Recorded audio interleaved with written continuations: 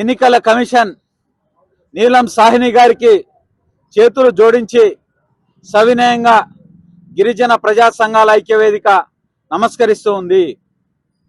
రాష్ట్ర ప్రభుత్వానికి కూడా ధన్యవాదాలు తెలియజేస్తూ ఉన్నాం. ఇప్పటికైనా కళ్ళు తెరిచి గిరిజన బిడ్డల హక్కులను కాపాడినందుకు రాష్ట్ర ప్రభుత్వానికి కూడా కృతజ్ఞతలు తెలియజేస్తా ఉన్నాం. అదేవిధంగా అన్ని రాజకీయ పార్టీలు గిరిజన ప్రజా సంఘాల ఐక్యవేదిక పోరాటం ప్రారంభించిన రోజు నుంచి ఇప్పటి వరకు సిపిఎం పార్టీ నాయకులు, సిపిఐ పార్టీ నాయకులు, బిఎస్పి పార్టీ నాయకులు, బీజేపీ రైతు సంఘ నాయకులు, ప్రజా పోరాటాల నాయకులు అనేక మంది కష్టం ఇందులో ఉందని చెప్పి, కాంగ్రెస్ పార్టీ నాయకులు అందరి కష్టం ఇందులో ఉందని చెప్పి ఈ సందర్భంగా తెలియజేస్తా ఉన్నా.